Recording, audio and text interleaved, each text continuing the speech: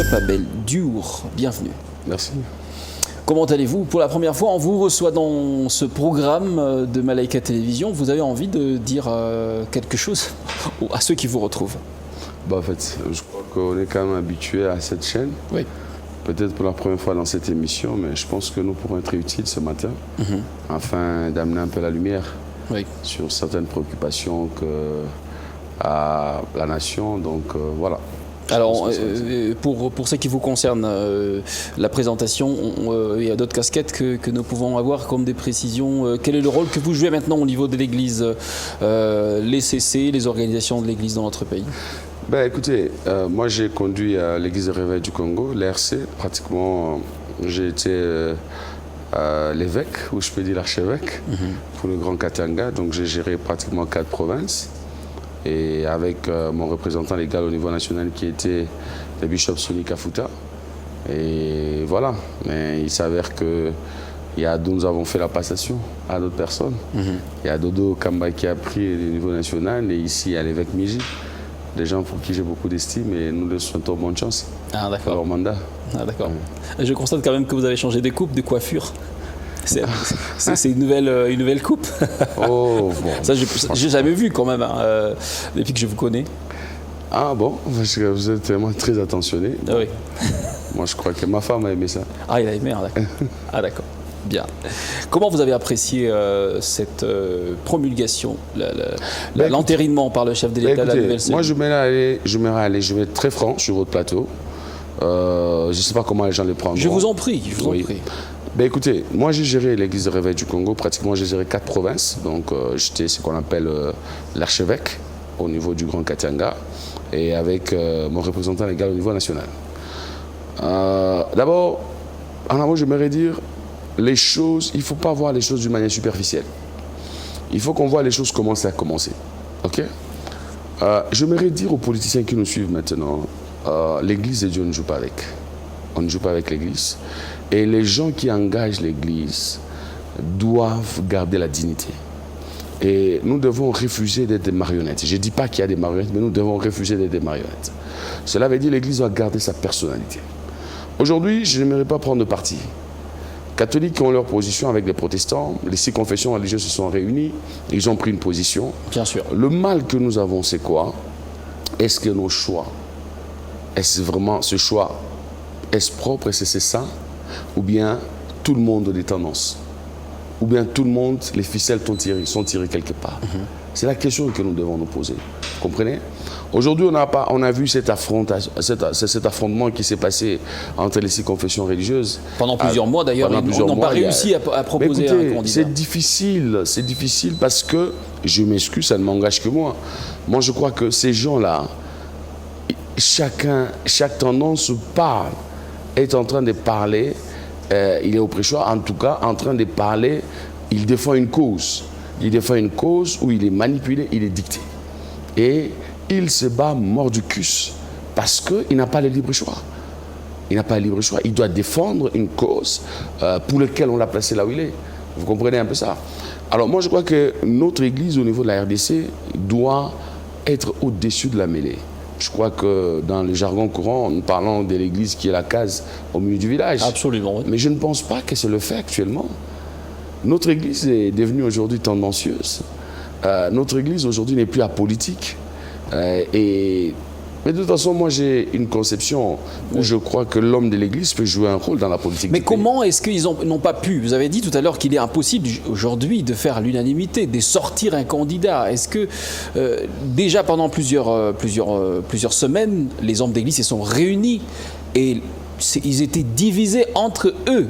C'était difficile de sortir un candidat à l'unanimité. Les 2 autres se sont soustraits, les 6 ont sorti un candidat. Comment voulez-vous? Moi, je crois que aujourd'hui, moi, à Belgium, si je veux m'engager dans la politique avec une tendance bien précise, je vais les déclarer tout haut, que je prends telle tendance et voilà ma position. Et je vais me battre pour les idéaux de ces tendances. Mais comment voulez-vous? Parce que le problème, c'est quoi? C'est le concept même des confessions religieuses. Quand le concept est faussé, les résultats sont erronés. Quand on parle du fait des concepts, On s'est dit les confessions religieuses, ce sont des gens qui sont déçus de la mêlée. Je crois que quand cette loi a été votée, on s'est dit les confessions religieuses sont déçus de la mêlée. Ce sont des gens qui défendent des valeurs. Qui défendent des valeurs. Absolument. Vous comprenez? Mais est-ce qu'il en est le cas aujourd'hui? Pour autant dire aujourd'hui que ces confessions, soi-disant catholiques, protestantes ou les 6 autres, défendent des valeurs, aujourd'hui, je ne jetterai pas les pierres, rien que sur les 6 confessions. Même si les 6 confessions, aujourd'hui, ont tenu mordicus. Je vais aller seulement dans le cas des Malonda. C'est les catholiques qui ont marché, qui n'ont pas voulu de Malonda. Nous revenons à la table. Les mêmes catholiques se lèvent, encore se posent. Mais posons-nous la question, qu'est-ce qu'il y a au-dessus des cartes? Vous comprenez un peu ça? Je n'aimerais pas faire aujourd'hui l'avocat de ces 6 confessions religieuses. Mais que dit cette loi qui les gère? Mais, mon frère, soyons sérieux. Soyons sérieux. 6 contre 2. Et les 2 veulent résister, quelles que soient les raisons qu'ils peuvent présenter. Je suis en train de partir. On dit que les pots de vin ont circulé. Mais écoute, je m'en fous des pots de vin qui ont circulé. On ne peut pas laisser passer quand même. Il s'agit de l'Église. Non, mais écoutez, je vais toucher ces points. Mais j'aimerais partir du fondement de base. 6 contre 2. Mais écoutez, qu'on se le dise. La loi de la majorité. La loi de la majorité. Moi, je crois que nos amis, écoutez, moi je crois qu'on a dépassé ces temps colonialistes-là, où cette église se croit, cette église catholique romaine, qui se croit au-dessus de tout le monde, qui doit gérer les choses. Et les populaires. Non, mais écoutez, ne vous en faites pas. Aujourd'hui, l'église de réveil du Congo, à elle seule, aujourd'hui, il y a une grande majorité au niveau de la République démocratique du Congo. Moi, j'ai géré l'église de réveil dans le Grand Katanga. Vous comprenez? Si on met l'église de réveil, on prend l'église indépendante, on prend quoi ça? Orthodoxe, on prend l'armée du salut, on prend les kimanguistes, on prend les musulmans, mais c'est une majorité. Ils sont énormes, ils sont en train de peser. Mais peu importe, même si je n'ai pas des statistiques exactes, mais j'aimerais seulement dire ceci. Écoutez, notre pays doit shifter. Nous avons besoin des hommes dans ce pays qui incarnent des valeurs, C'est ça le grand problème. La crise de ce pays, c'est une crise de leadership. Et qui dit crise de leadership, c'est une crise des leaders. Parce qu'il ne faut pas faire la nuance entre leadership et leader. Le leadership, c'est un système qui est établi, une mode de gestion qui est faite, et les leaders sont des individus. Et je crois que c'est ça le grand problème. Et je pense que sur le prélat de l'Église, pouvait garder sa dignité, garder la position noble, qui n'est pas marchandable. Écoutez, moi j'aimerais vous dire, nous sommes des hommes d'église. On a eu des gouverneurs dans cette province qui sont passés, on a prié pour eux, on a enterré d'autres. Mais nous sommes toujours des hommes d'église. Même celui qui est là aujourd'hui, notre frère Kiabola, il passera, il va nous laisser, nous, en tant qu'hommes d'église. Le président Tshisekedi vient de prendre le pouvoir. Nous avons été avec Kabila. Kabila n'est plus Tshisekedi là aujourd'hui, il n'est pas éternel au pouvoir.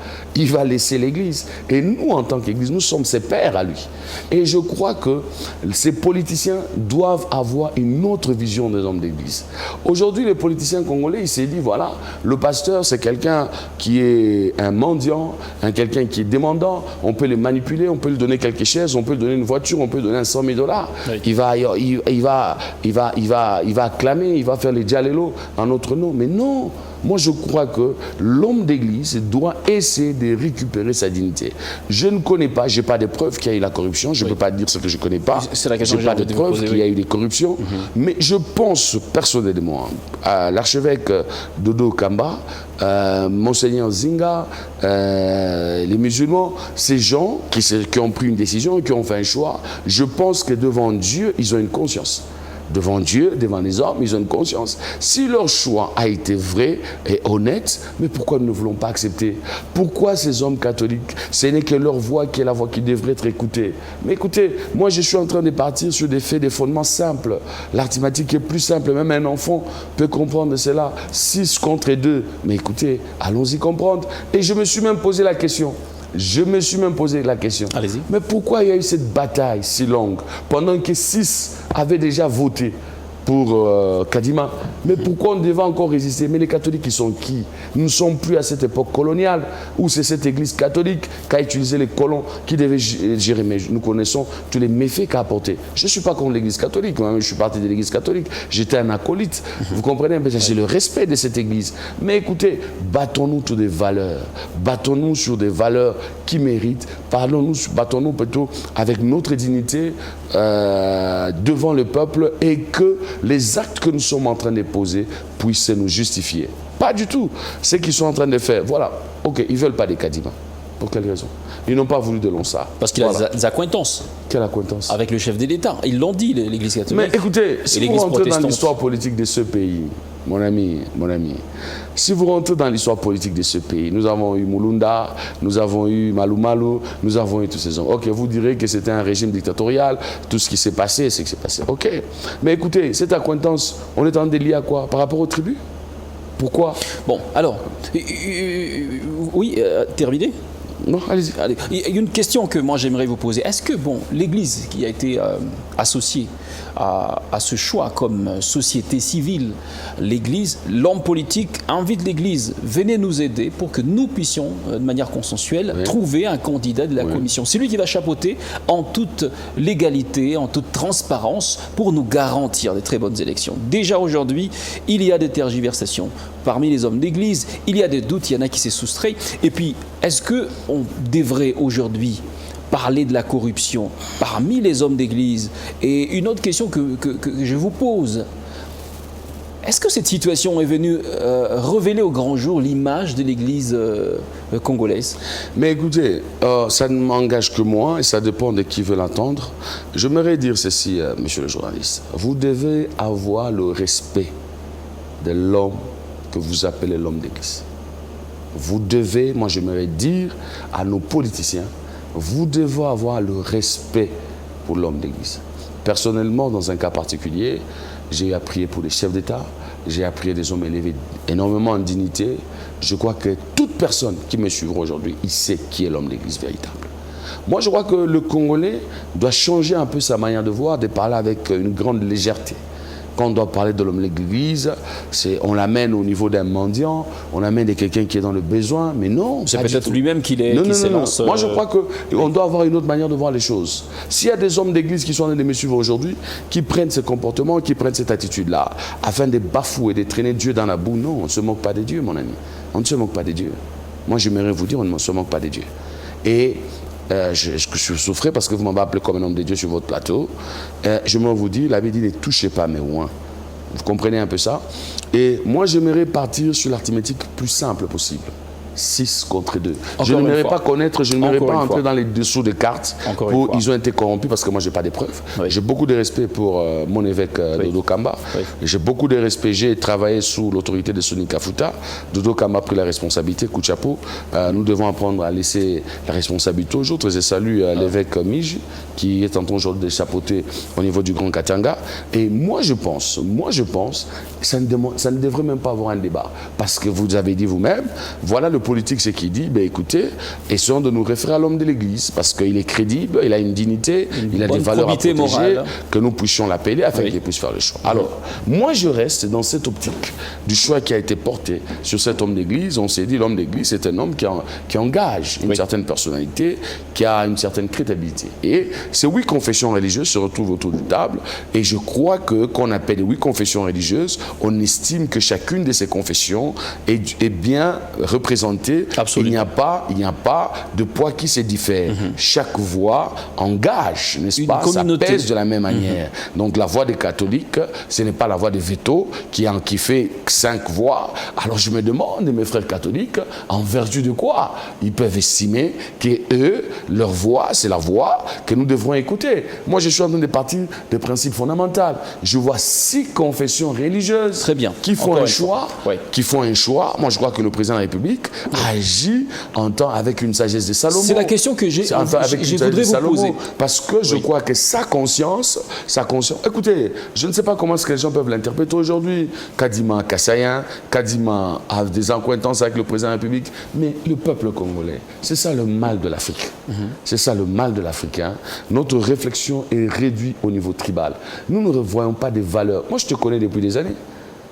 Tu es un journaliste de taille. Et aujourd'hui, je t'ai connu, tu étais jeune et tu fais ton chemin. Mais nous devons reconnaître tes qualités. Je ne sais même pas si tu es de quelle tribu. Je ne le sais pas. Moi, je crois que quand j'ai mené mon combat dans ce pays, lorsqu'on a fait la décentralisation, j'ai parlé haut et fort sur Télé 50, là où tu as un contrat avec eux. J'ai fait des émissions énormes sur Télé 50. Je leur ai dit, mais écoutez, moi, je pense qu'on n'a pas bien donné le civisme à cette nation par rapport à la décentralisation. Aujourd'hui, toute cette politique congolaise, elle n'est pas définie par rapport aux idéaux, par rapport à un projet, mais toute cette accointance politique, demandez les gens pourquoi ils soutiennent Moïse. Il y a des gens qui soutiennent Moïse parce qu'il est katangé. Mais moi, je trouve que ce sont des valeurs qui sont très bas. Alors, il y a des gens, non, ne prenez pas la parole. Il y a des gens aujourd'hui qui se mettent en opposition avec Tshisekedi sans faire un bilan exact, tout simplement parce que Tshisekedi n'est pas un Moussaïdi, c'est un Kassaïen. Et comme il est un Kassaïen, moi, je ne peux pas les soutenir. Accord perdu. Bah voilà. Voilà, aujourd'hui, Kadima, peu importe les qualités que Kadima peut avoir, Kadima, c'est un Kassaïen. Que comme Kadima, c'est un Kassaïen, voilà, il y a la corruption. Mais écoutez, moi, je crois que nous devons guérir d'abord notre nation sur cette... C'est pourquoi j'ai dit coup de chapeau à Mobutu. Coup de chapeau. Moi, je suis ce garçon de Lumbashi, je suis dans les années début 70, j'ai grandi dans cette ville, j'ai eu un gouverneur Koyagal Ombasekengerebo, j'ai eu Douga Kubetero, j'ai eu tous ces gens qui sont venus gérer la province du Chaba, qui n'étaient pas d'ici. Moi, quand j'ai grandi, moi j'ai étudié à Madini, moi j'ai vu des amis à moi qui venaient d'ailleurs, qui venaient de partout. On ne connaissait pas encore cette histoire-là. Moi, excusez que je vous le dise. Hein. Moi, je l'ai dit tout haut, j'ai dit, Lolo Kyung, c'est mon ami, en enfance avec qui j'ai fait les 100 pas à l'école, mais je n'ai pas été d'accord avec la politique de son père. Cette politique métamorphose, ah non, je vais y arriver. Je suis en train de chuter. Je suis en train de chuter. Paix à son âme, qui a été un grand politicien congolais, mais il y a une partie de sa politique que je n'ai pas appréciée, qui est l'auteur même de cette division qu'il y a eu au Katanga dans les années 90-91. Je ne sais pas si tu avais quel âge, nous avons vu le départ des Kassaïens. Voilà, on n'a pas guéri ça. Mais moi, je crois que l'histoire doit nous enseigner. Le problème que nous avons aujourd'hui, voilà, les gens indexent l'UDPS aux Kassaïens. Les gens indexent ce que dit Kassaïen Moulouba. Ok, tout ce qu'il fait, nous les Katangais, nous avons eu un Moussaïdi. Kabila était là pendant 18 ans. Nous les Katangais, on a été divisés. Moïse l'a quitté. Vous connaissez tout ce qui passe. Mais écoutez, ne cherchez pas aujourd'hui à incriminer quelqu'un. Moi, je crois que Kadima, je le connais, ni de loin ni de près. Mais s'il a des valeurs et qu'il mérite, ce pays doit juger sur la méritocratie. Si cet homme a des valeurs et qu'il a la méritocratie, je crois qu'on a présenté une biographie éloquente par rapport à cet homme, acceptons. Acceptons qu'il peut amener un jugement impartial et que nous allons aller aux élections et que le plus fort puisse gagner. Les biographies, on nous raconte toujours des parcours, n'est-ce pas, prestigieux, mais à la fin, l'expérience ou les résultats que nous récoltons sur le terrain est plutôt tous les contraires de ce qu'on apprend des personnages que nous avons dans plusieurs institutions de notre pays. Mais vous suivez aussi la politique de plus près, Bishop Diour, le chef de l'État entériné. Moi, je suis 100% politicien, voilà. 100% homme de Dieu, 100% homme d'affaires. Bon, peut-être une autre question. Prochainement, on parlera de la politique et l'Église. Mais j'ai besoin de l'analyse que vous pouvez faire au niveau de la coalition entre Moïse Katumbi et le chef de l'État. Moïse Katumbi qui est dans la plateforme du président de la République, qui a soutenu le chef de l'État dans l'Union sacrée de la nation. Maintenant que, après avoir demandé au chef de l'État de ne pas entériner la candidature, le chef de l'État a quand même signé, n'est-ce pas, cette ordonnance. Que va-t-il se passer? Ben écoutez, Moïse, il est un homme, comme disent les Ivoiriens, si tu es homme, tape-toi sur la poitrine, quoi. Il avait dit que la ligne rouge, si on la dépasse, il allait qu'il quitte l'Union sacrée. J'aimerais le voir partir de là. Et quelle politique il va jouer maintenant? Mais écoutez, moi je pense que si Moïse me suit maintenant, aujourd'hui, et c'est pour collaborateurs proches, je pense qu'ils me suivent, Moïse doit atteindre une maturité politique. Écoutez, puisque tu as parlé de lui. Il a déjà été gouverneur dans cette province plusieurs années. Puisque tu as parlé de lui, moi personnellement, j'ai été à la tête des confessions religieuses pour gérer une crise katangaise. Peut-être vous ne le savez pas. J'ai été invité au Parlement, je salue Pablo Ngwesh. Nous avons été appelés au Parlement. Paix à son âme, le gouverneur qui en a intérêt dernièrement, Jean-Claude Kazembe, qui était dans ces démarches. Et tous ceux-là qui ont pris cette tendance-là, ça ne marchait pas. Moi, j'étais au Parlement, j'ai fait une proposition. Je leur ai dit, écoutez, moi je crois que le premier problème que nous devons avoir, c'est d'abord établir une table ronde, un congrès au niveau du Katanga, et que toutes les tendances puissent se retrouver, parce qu'aujourd'hui, il faut comprendre quelle politique qui se joue dans notre pays. Je peux beau chanter, n'est-ce pas, tout ce que je veux, l'idéologie que j'ai, la conception que j'ai, mais je dois m'adapter aussi à comment est-ce que la danse est en train de se jouer par rapport à notre nation. Aujourd'hui, Moïse Katumbi c'était lié avec ce qu'il dit. Ils se sont battus, se sont séparés lors de leur décision. Fayoul a pris, et puis il est revenu à l'Union sacrée. Ok, on dit tout est permis en politique pour les intérêts, on peut même faire le mariage avec le diable. Aujourd'hui, on a intérimé Kadima. Moïse n'était pas d'accord avec ses décisions, mais on ne peut pas négliger. C'est une voix qui pèse dans ce pays. Vous comprenez un peu ça? Mais écoutez, moi je pense qu'un fin politicien, c'est un visionnaire qui voit plus loin. Lorsqu'il s'engage en l'Union sacrée, il sait que le président Tshisekedi ne va pas se contenter d'un seul mandat. Nous savons, ce n'est pas caché. Il s'est engagé sous réserve, vous le savez. Oui, écoutez, nous savons que Moïse a des ambitions pour être président de la République des Cédants. Il l'a déjà dit. Alors, lorsqu'il s'engage à l'Union sacrée, qu'est-ce qu'il pensait? Il pensait que Tshisekedi a dit, Moïse, tu es venu, comme tu as des ambitions, je te laisserai le prochain mandat. Mais non, mais là, je crois qu'il s'est leurré lui-même. Et que les gens avec qui il était, mais ils se sont mentis. Moi, je pense qu'un homme politique, c'est un homme qui assume ses responsabilités, qui prend les conséquences. Le plus grand problème que nous avons dans la crise avec nos politiciens, c'est le manque de la loyauté. Regardez aujourd'hui. Nous avons ces gens qui basculent du jour au lendemain. Moi, j'ai vu Ngoï Kassanji qui excusez-moi. Écoutez, je m'excuse. Je vous en prie. J'ai vu ces gens hier qui étaient au PPRD, aujourd'hui qui sont en train, qui deviennent des généraux de bataille. Les alliances se font et se défont. Il n'y a pas de valeur, il n'y a pas de valeur. Moi, je crois que je n'aimerais pas aujourd'hui que ça soit... C'est l'image de la politique congolaise, ça, congolaise. Vous le savez. Voilà, quelqu'un peut nous chanter le matin, voilà, je suis Union sacrée, le soir, il bascule parce qu'il n'a pas été satisfait.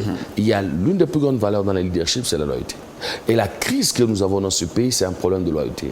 Est-ce que ces gens, aujourd'hui, qui marchent avec Moïse Katumbi, sont-ils loyaux par rapport à lui? Il a des députés au Parlement. J'aimerais voir tous ces gens-là comment ils vont basculer. J'aimerais voir ces gens-là comment ils vont quitter le gouvernement. Il va donner un mot d'ordre. Je souhaite. Aujourd'hui, moi, j'acclame l'excellence Sama. Le Premier ministre. Je suis très fier de lui. À l'époque, j'aimerais rentrer à l'histoire. Sama, quand son leader politique s'est désavoué avec Kabila, Sama a démissionné. Oui. Il a démissionné. Voilà des valeurs que nous avons pour ce pays. Aujourd'hui, moi je pense que Dani Banza doit être très très fier de Sama. C'est un général dans sa base politique. Pourquoi? À cause de la loyauté.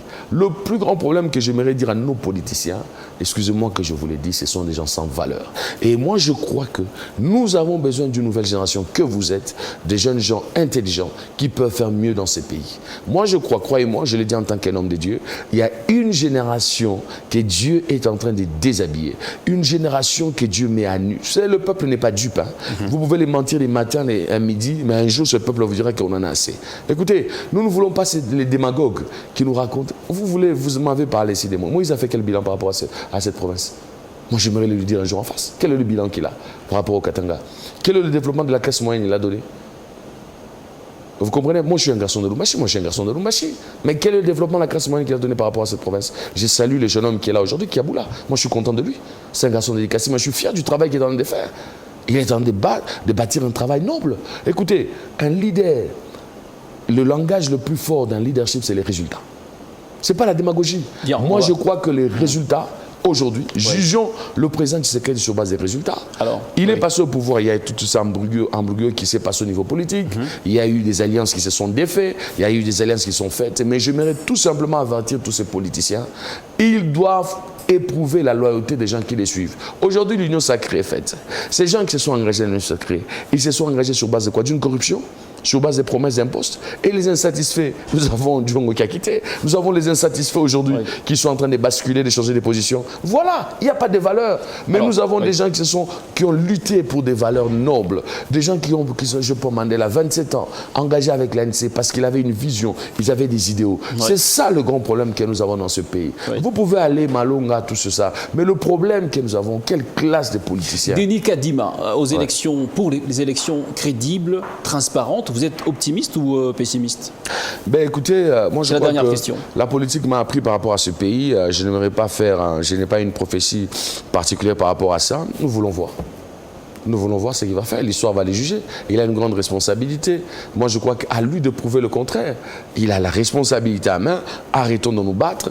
Tournons la page. Le président, le Parlement plutôt intérimé. Le président a signé l'ordonnance. Kadima a pris le pouvoir. Laissons-le. Donnons-lui la chance, comme nous avons donné à Malou Malou, comme nous avons donné à Moulunda. Voilà, donnons-lui la chance. Donnons-lui la chance. Bishop Abel Diour, je vous remercie d'avoir répondu à nos questions. Donc, bon matin. À moi de vous remercier. Mon dernier message que je vais seulement dire à nos politiciens, qu'ils deviennent honnêtes, qu'ils deviennent intègres, qu'ils deviennent loyaux. J'encourage mon grand frère Moïse Katumbi, je crois en lui, et qu'il essaie un peu de tamiser son entourage et d'avoir d'autres perspectives pour l'avenir. Et je crois que ses frères le soutiendront afin qu'il aille de l'avant. Le président Tshisekedi, j'aimerais lui dire qu'il soit sage, parce qu'il est en train d'écrire l'histoire. Et je crois que s'il y a l'échec, c'est lui qui assumera les responsabilités, non pas l'équipe. On ne gère pas avec une équipe, mais on gère en tant qu'un leader. À Kadima, j'aimerais dire, l'histoire est en train de regarder. Il est passé, on ne peut plus encore entrer dans ces débats, il n'y a plus de débat. Il assume, le chef a décidé, c'est lui qui a pris la responsabilité, qu'il nous conduise vers des élections crédibles. Le dernier petit message que je vais donner au président de la République, en tant qu'autorité ecclésiastique, qu'on puisse libérer Moulunda. Il a fait ce qu'il a fait. Le pasteur Moulunda me suit, il est en prison. Si le président peut m'écouter, je sais que c'est un homme qui craint Dieu. La justice a fait ce qu'elle a fait. Qu'on puisse le gracier. Il a écrit l'histoire dans ce pays. Et je crois que le Congo sera demain. Au Katangé, j'aimerais dire, unissez-vous.